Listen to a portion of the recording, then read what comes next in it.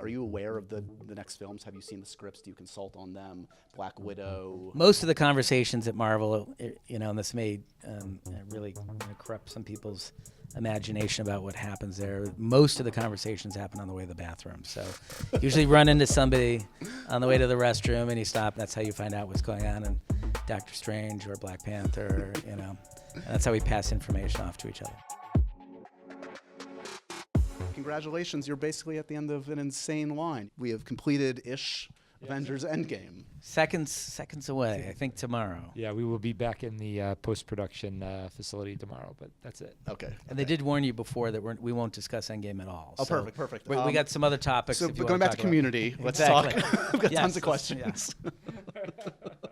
But let's talk a little bit about, well, I'm curious, you guys, we've talked a lot. You guys grew up comic book fans. What would you say to 12-year-old Joe and Anthony Russo? What would they make of seeing Avengers Endgame? What do you think they will say coming out of the theater? I don't know. We've talked a lot about how our, the films that we saw in our youth and the theater-going experiences that we had when we were kids really affected us, profoundly affected us. And, that we try to give those same experiences that the 12-year-old us had to audiences. It's really a strong motivation behind the stories that we tell. And our run here at Marvel, I think, has been marked by disruptive moments of storytelling at the end of each of the films that we've done, because we want them to have a cathartic experience while they're in the theater and have something that they can go share and talk about after they've seen the movie.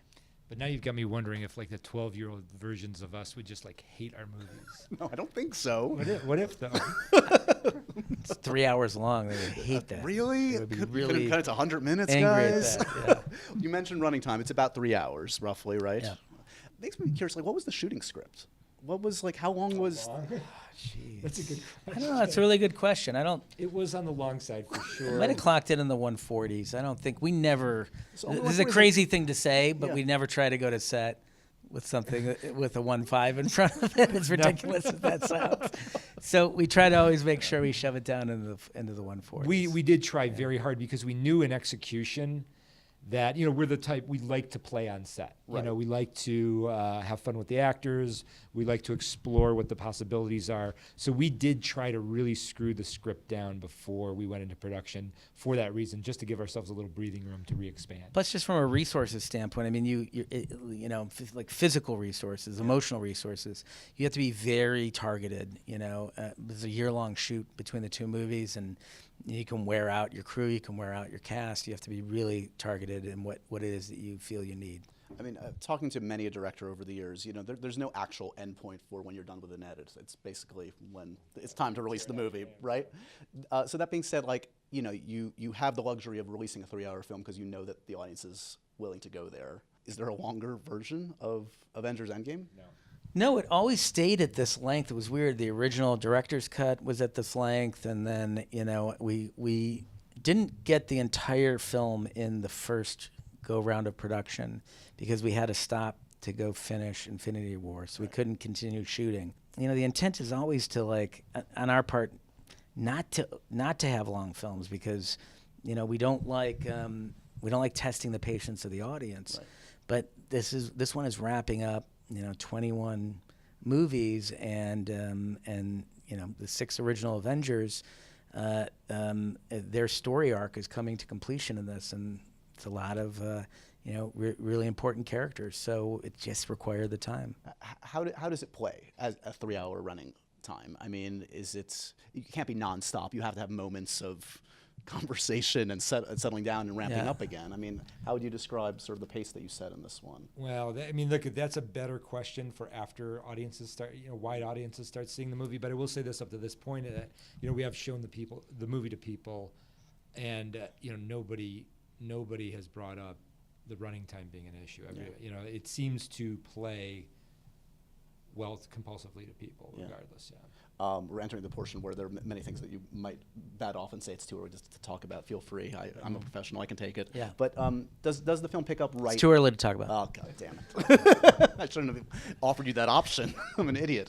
Does it pick up right where Infinity War left off? This is sort of the caveat we're giving everyone, is that we will not talk about the plot of the film. Mm-hmm. We've spent 3 years protecting it and committed a lot of lifeblood to it. We'll talk about the thematics of the movie, Okay, but well, as far as specific questions about plot, we're begging those off. And frankly, we haven't even shown the cast of film, so they don't know what happens. Who do you want to sit next to at the premiere? What cast member do you want to sit next to, watching it for the first time to see their reaction? I think that would be a spoiler. So. Yeah, sit next to you. Yeah, exactly. They're all competing to sit next That's to Joe. You cut my best take. What? Can you talk in terms of POV? The last film was unusual in terms of it being kind of Thanos' story. Absolutely. And that was the intent. We really wanted to separate these two films. I mean, that's a tricky part with what can feel like a two-parter is that, well, why did you need to make two movies? Well, this is really, the first film told the story from Thanos' point of view. This film does not. And if there's a way you want to differentiate content or narrative, it's through tone and point of view. Is it one character's point of view? I would say that, yeah. He actually almost gave me something for a change. I was trying to look for the spin on it, where I went and talked about, how much I love pizza. I don't give a crap. I was privileged enough to see kind of a more complete scene that's been hinted at in one of the trailers of Captain Marvel kind of interacting with the gang. And it's interesting to see her dynamic with the group. Can you talk a little bit about sort of like how that changed the temperature in the room, how it changed the nature of the Avengers team to have her strength, her coming to the fore? So here's our broad. Anytime you add a character into an ensemble, it obviously would disrupt the dynamic between those characters. Okay. But I can give you, look, I think you've seen with every Marvel movie we've done so far, we commit very strongly to the ending of that movie and the way we carry the story forward. You see that with the way that Winter Soldier ended and moved forward into Civil War, and you see that with the way Civil War ended with the divorce of the Avengers, etc. And so we do commit very seriously to the ending of Infinity War. And the way our road forward from that point was thinking about how those surviving characters, what their relationship was to that moment, and that experience, how do they move forward from that moment? And for people like Captain Marvel and every other character in the film, it just becomes about their very singular and individual and their very individual personal reaction to what happened and how they find a way forward, both individually and with one another. You obviously took some huge thematic and plot swings in Infinity War, namely the snap and leaving the story where you did. Given the reaction to Infinity War and that people went with it, they were traumatized, but they also were entertained and went with it. Does that give you hope for how people are going to accept what I would imagine will be a lot of big seismic shifts in the MCU in this one? I mean, I think that, because we're in the era of social media, people love to talk about and share all the experiences that they're having. And I think that one thing that we've strived for with these films is to be as disruptive as possible, and that each one of these movies ends in a very disruptive way. Because I think those surprises generate those conversations, and we certainly were not expecting that response to Infinity War. So it's hard to predict the response to this movie. Yeah. We knew going out there with Infinity War that it was going to upset some people, but it was just Mark Ruffalo told us a story that he was in a theater in a ball cap and glasses on opening night with his kid, and when it ended, he said everyone sat there in silence until one guy literally ripped his shirt off and screamed "Why?" and started marching around the theater upset, and he snuck out thinking he was going to be in a lot of trouble if the guy knew he was there. Look, this is a really interesting narrative experiment. Over 10 years, people have a lot emotionally invested in the characters, and when it comes to an ending, which is something we haven't seen in the 21 movies up to this point. So this is going to be a unique film. When it comes to a grand finale, it's just hard to predict how they're going to respond to that. There's clearly no more bold choice you can make, and anything as disruptive as the choice to shave Steve Rogers' beard in this one.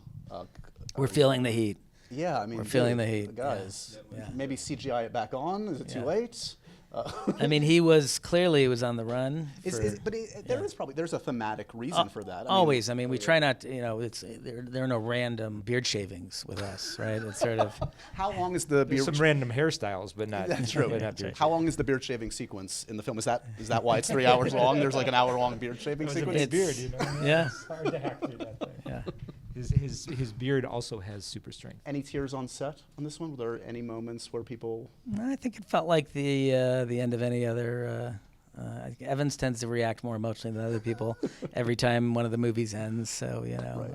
And singing too. That guy can't be stopped. We literally had 6 last days on this, because we finished it in January, and then we had to go back and finish it again, and then we did some reshoots, and so it was really a lot of endings for us. We keep talking about endings. I'm just curious. Also, it's also in a way I would imagine setting the stage for Phase 4. Like, is there as much a beginning? Can you say that it launches us into a new phase for Marvel films as much as this puts the ending on Phase 3? We've said this before about one of the things we most value about Marvel, and specifically Kevin Feige's approach to storytelling, is that even though there is an interconnectivity between the films, they very much have a one movie at a time attitude.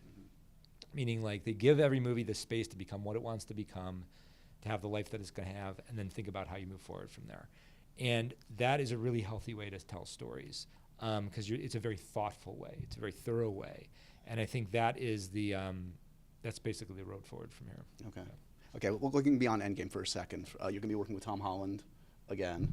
Is that your next directing effort? That is. We're going to start it this summer. It's called Cherry, and Tom plays a decorated war veteran who comes home from the Iraq War with PTSD, and then slides down a slope into addiction, and it's a statement on the epidemic that we're dealing with in this country right now. It's a very personal story to us.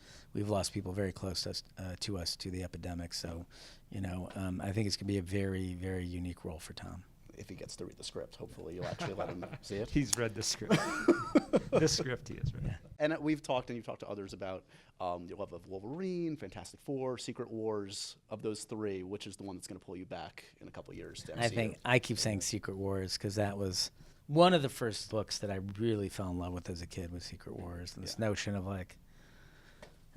event storytelling. And I think that's part of the reason that we gravitate so strongly towards these event films and these ensemble films, is that the notion that you can contain so many different characters and so many different points of view, and galvanize them around a story point is really compelling to us.